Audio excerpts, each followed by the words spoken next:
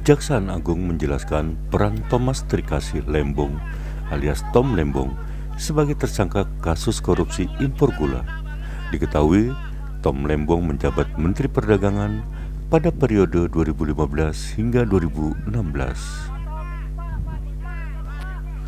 Dirdik Jampitsus Abdul Kohar pada Selasa 29 Oktober 2024 membeberkan peran Tom Lembong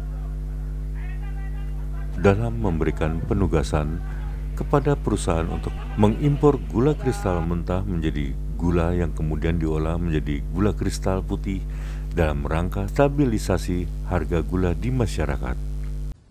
Saya rasa tadi sudah cukup jelas ya, bahwa TL ini tadi yang pertama adalah telah memberikan penugasan kepada perusahaan ya untuk mengimpor gula kristal mentah menjadi gula yang kemudian diolah menjadi gula kristal putih dalam rangka stabilisasi harga gula di masyarakat.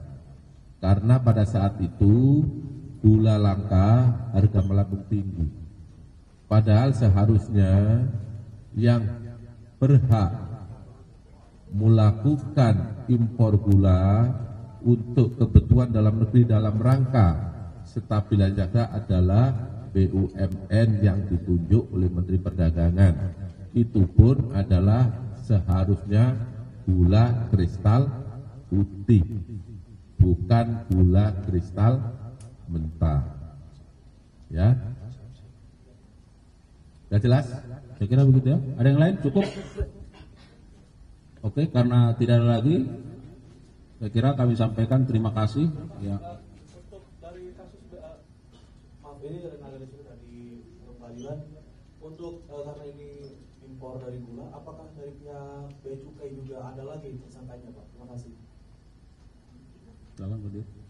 Baik, untuk tersangka lain, ya kita ikuti perkembangan dari hasil penyidikan.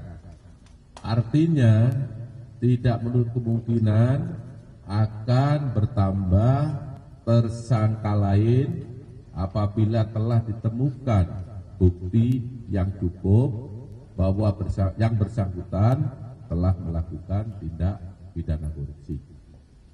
Ya. Satu lagi, Alkah dari Media Indonesia.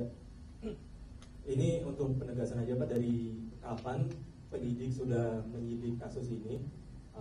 Mungkin dalam hitungan bulan atau hitungan tahun sudah mendalami kasus ini, dan bagaimana nantinya ketika publik menilai ada politisasi di balik penyidikan ini dan penetapan tersangka KTL ini, bagaimana sikap Kejagung merespon? Terima kasih. Baik, terima kasih, pertanyaan yang sangat bagus. Bahwa penyidik bekerja berdasarkan alat bukti, itu yang perlu digarisbawahi.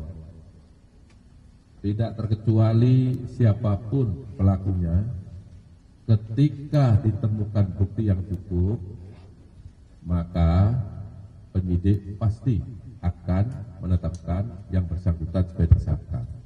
Saya ulangi, tidak memilih atau memilah siapa pelakunya, sepanjang memenuhi alat bukti yang cukup. Terima kasih. Ya. Penyidikan dalam perkara ini sudah cukup lama, sejak Oktober 2023. Jadi kalau dihitung mungkin 1 tahun. Dengan jumlah saksi sekitar 90.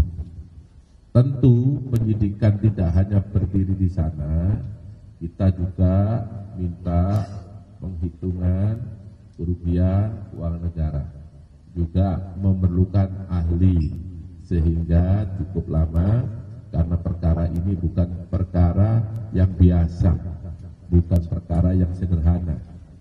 Ya, cukup ya. Ya, satu lagi.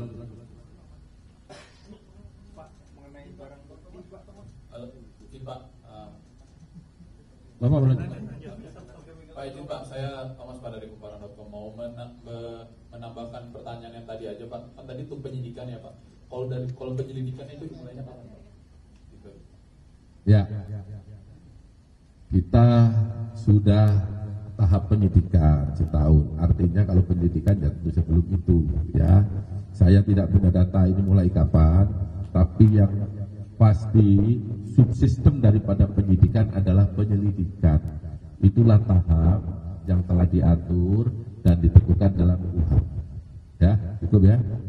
Terakhir, TV1 masih. Nah, tadi mau nanya soal ini Pak, izin Pak, Ikra dari TV1, soal barang buktinya kan kerugiannya sampai 400 miliar. Ini barang bukti yang udah dipegang sama penyidik ini apa aja Pak, kalau boleh? Ya. Tentu kalau barang buktinya gula sudah tidak ya, karena gula kan sudah beredar di masyarakat apalagi tahun 2015 ya. Bukti yang telah kita dapat, satu, catatan, dokumen, keterangan saksi, ya, keterangan ahli, itu bukti. Kalau barang bukti kita dapat adalah dokumen sama catatan, ya, transaksi keuangan. Ini sudah kita dapat semuanya. Siapa yang melakukan, apa isinya, penyidik sudah mengantongi semua. Baik, saya kira demikian ya, rekan-rekan media. Sekali lagi kami menyampaikan terima kasih dan penegasan tidak ada politisasi dalam perkara ini ya. Dan kami sangat bersyukur rekan-rekan media terus melakukan dukungan, support, dan ini bagian dari support masyarakat. Dan kami terus mengharapkan dukungan supaya kami terus bergerak ke arah yang lebih baik. Saya kira demikian. Mohon maaf kalau ada kekurangan. Billahi taufiq wal hidayah. Assalamualaikum warahmatullahi wabarakatuh.